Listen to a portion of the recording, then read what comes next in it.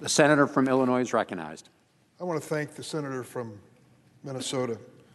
She is an extraordinarily talented legislator and works well in a challenging political environment. And she has tackled this issue with a ferocity and intensity which was seldom seen in the United States Senate.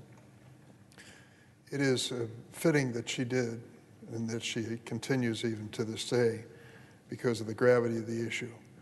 But we are fortunate to have her leadership, extraordinary leadership, to bring us to this moment where we are facing the issue of voting in America. Mr. President, I started on Capitol Hill at the lowest possible level as an intern in the office of United States Senator Paul Douglas of Illinois. I was a college student at Georgetown University.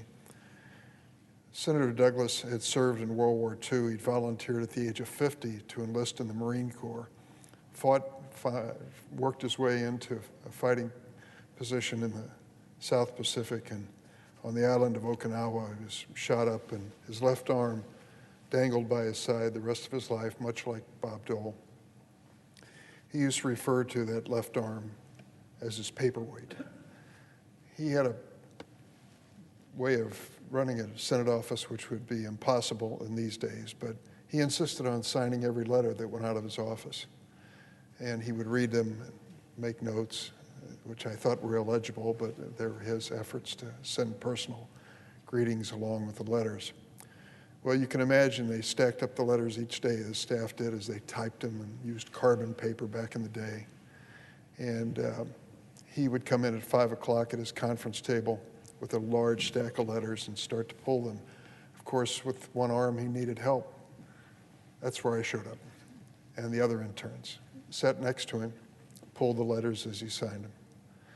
And we were told by the senior staff in the office that as interns in that capacity, that we weren't supposed to talk to this great man because he had important thoughts going through his mind, and we shouldn't interrupt him. But lo and behold, he would open the conversation with me and others, and we felt really fortunate to have a chance to just speak to him for a few minutes. So I would prepare every time I was going to play that role to read even more about his background, so I knew what he had been through. And I can recall the day when I worked up the courage and said, they called him Mr. D. Mr. D, I read somewhere that before Franklin Roosevelt was elected president of the United States, that you were a socialist and a follower of Norman Thomas and other American socialists. Why were you not a Democrat?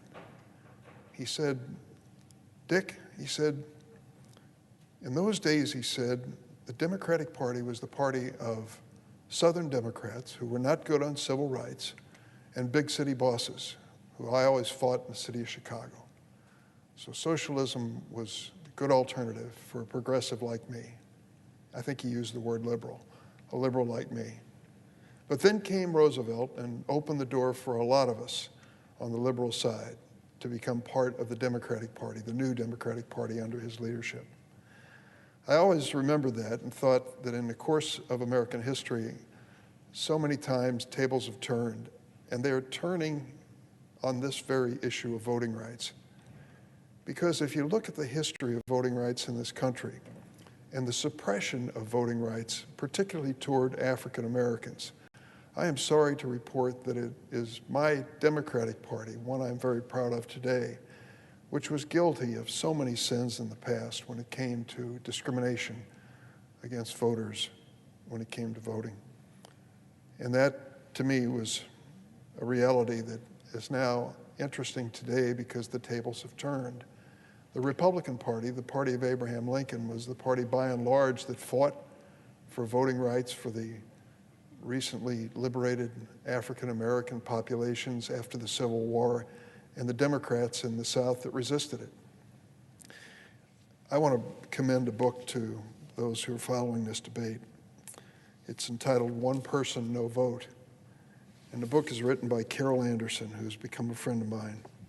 Carol is a professor in African American Studies at Emory University in Georgia.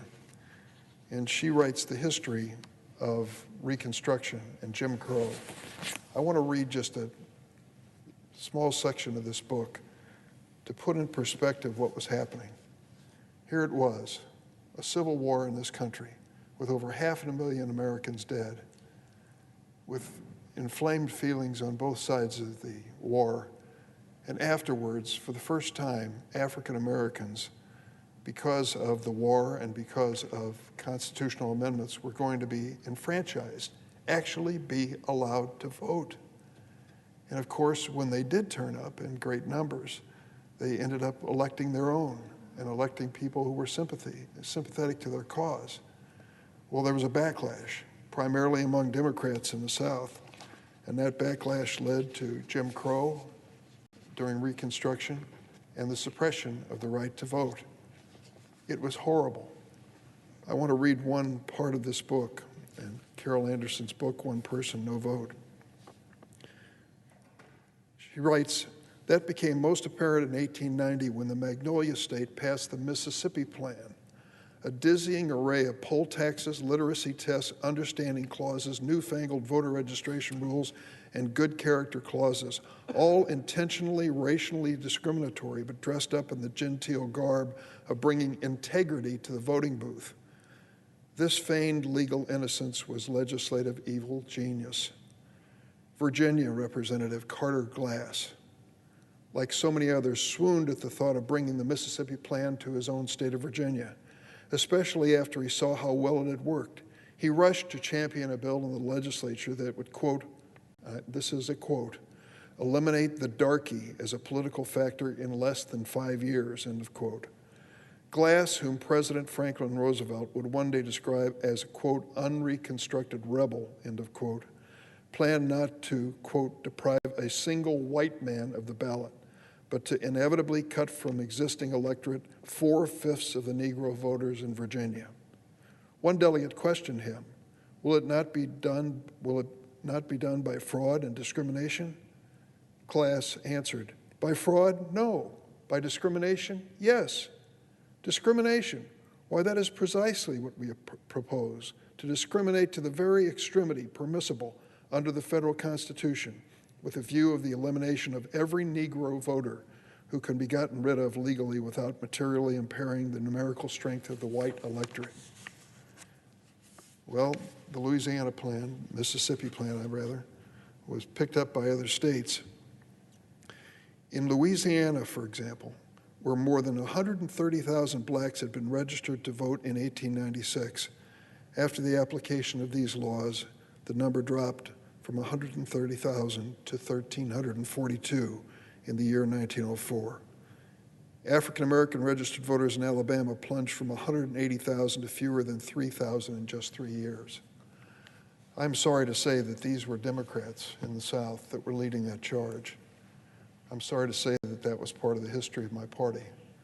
But it is history. It does not reflect what's going on today. Now there is a conscious effort by the other party, then party of Abraham Lincoln, to find ways to reduce the opportunity to vote. And why? Why would they do this?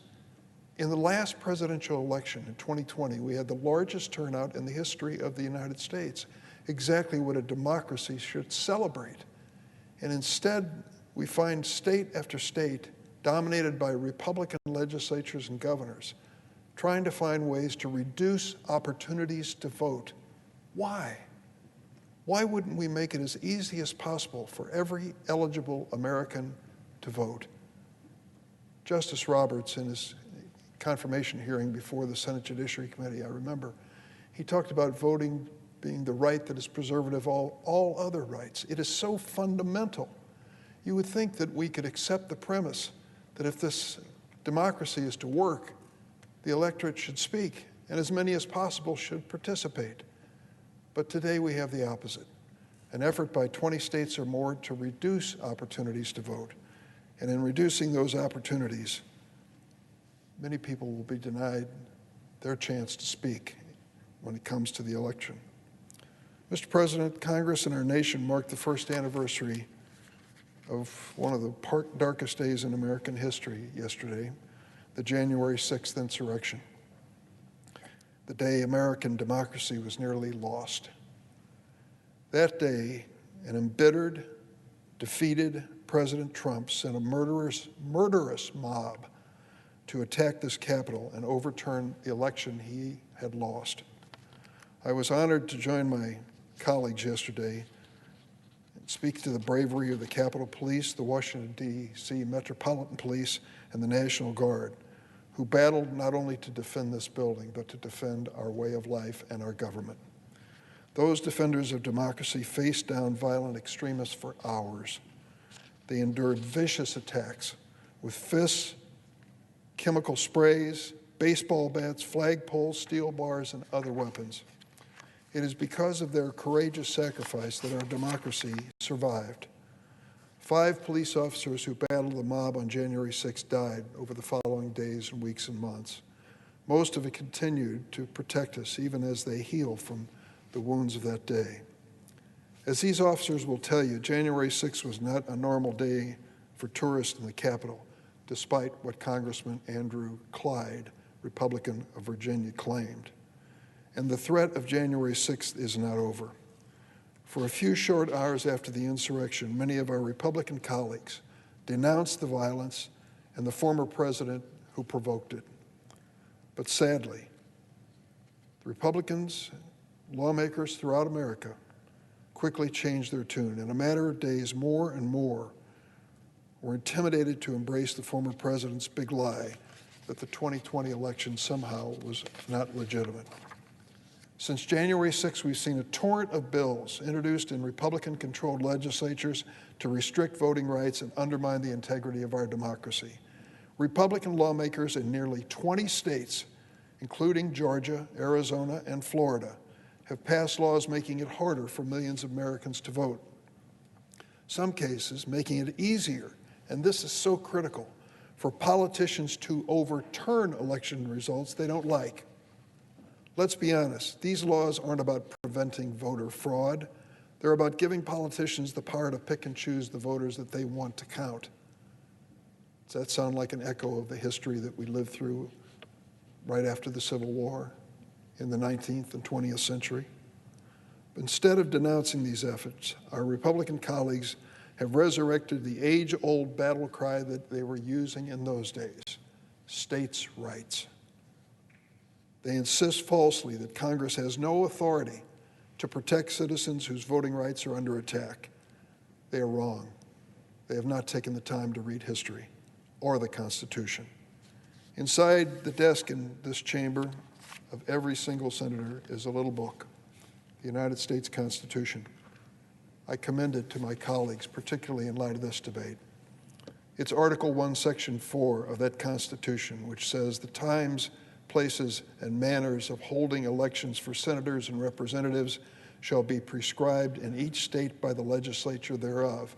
But the Congress may at any time by law make or alter such regulations except as to the places of choosing senators. When you think about what we're trying to do here, and the senator from Minnesota has described it, we are setting out to establish the standards by law for the choosing of federal election.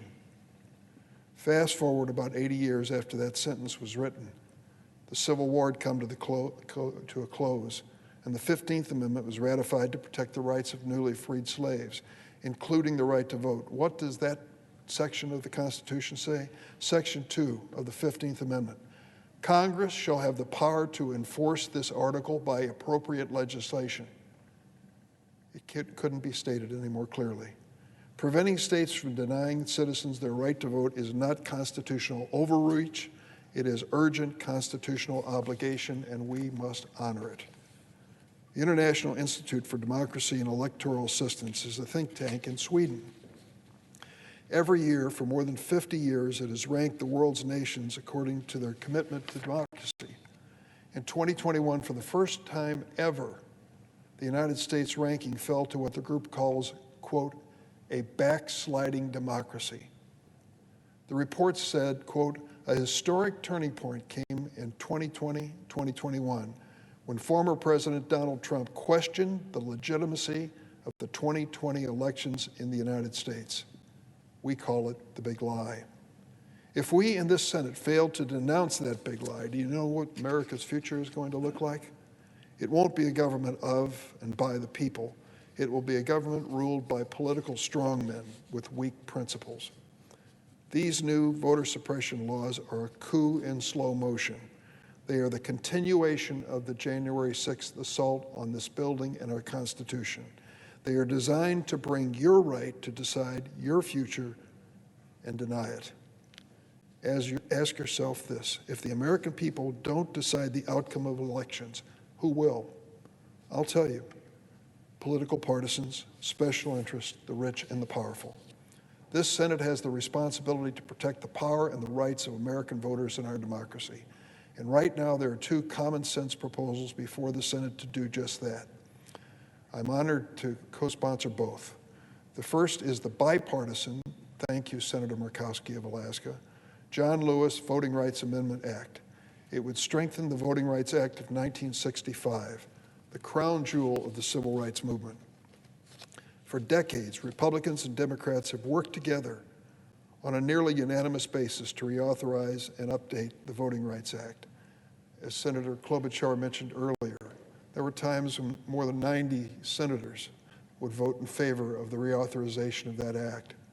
It reached a point in the House of Representatives where I believe the only Republican congressman who would stand up and continue to vote for the reauthorization of that act was Jim Sensenbrenner of Wisconsin. He's since retired. For decades, Republicans and Democrats worked together on a nearly unanimous basis to reauthorize and update the Voting Rights Act. This new version, named in honor of the great John Lewis, our friend and colleague, would restore the full strength and authority of that legislation, which has been dangerously weakened by a series of misguided decisions from the conservative majority on the Supreme Court. I worked with Senators Leahy, Murkowski, and Manchin to craft this compromise bill. The second bill, which Senator Klobuchar spoke to, the Freedom to Vote Act, would preserve the integrity of our elections by establishing minimum standards for voting access in all states, including same-day voter registration and establishing Election Day as a federal holiday. What's behind all that? Just a very basic premise. Eligible voters should not face obstacles in voting. We ought to make it easier for them. Isn't it an embarrassment to you? It is to me, to watch the newscast show people standing in line literally hours to vote. Bless them for their determination to exercise their rights as citizens in this country. But shame on us, this great nation, that we would make it so inconvenient and so difficult. And now state legislatures across the nation are doing even worse. I'm grateful to Senator Merkley, who's here, and Senator Klobuchar for leading efforts on this critical legislation. Both of these measures are simple, sensible, and popular. Together, they will protect every eligible voter's access to the ballot box. There's no guarantee that more people turning up to vote are all going to vote for Democrats or even for Republicans. But isn't it the nature of a democracy to leave it to the American people to make that choice, not those of us in legislatures, either state or federal? So why is it that our colleagues on the other side are once again using the filibuster to prevent the Senate from even beginning debate on these bills? It goes back to that old states' rights argument. I mentioned it earlier. Some Republicans have claimed that our proposals would amount to, quote, a federal takeover of our election system. To those Republicans, I'd say, open your desk and open this book and read. It's a baseless claim. These measures are about preventing partisans from poisoning the well of democracy. We cannot stand idly by as Republican state legislatures enact a wave of unprecedented voter suppression, returning to that grim, dark period in American history of suppression of voting. We cannot accept that the Senate is powerless. Later this month, we're going to honor Dr. Martin Luther King Jr., a champion of democracy in our lifetime. Throughout the civil rights movement, Dr. King would quote a phrase from Thomas Carlyle, the historian, who wrote in his account of the French Revolution, "No lie can live forever." So how much longer will we allow Mr. Trump's big lie to tear our nation apart? How much longer will we accord a simple Senate rule more protection and respect than the Constitution? A Senate rule that began as a clerical error and has been changed 160 times? Right now, the only obstacle standing in the way of stopping this voter suppression is the filibuster. But let's be clear, there is no Senate rule more important than our constitutional right to vote. Americans have given their lives to defend our constitutional rights. No one has ever been asked to risk their life to defend the Senate filibuster rule. For our Republican colleagues to feign outrage about preserving the rules and norms of this Senate, I'd ask them to think back a year ago this week. Where were these precious rules and norms when the leader of the Republican Party, then President Trump, plotted an overthrow of the government by disrupting the Senate business? Where were these rules and norms when some of our colleagues echoed the big lie that led to that bloody insurrection? And where were these rules and norms when some members of the Republican Party openly endorsed installing Donald Trump to the presidency against the will of the American people? Right now, this is not just another political bait. The future of the American democracy is at stake. I yield the floor.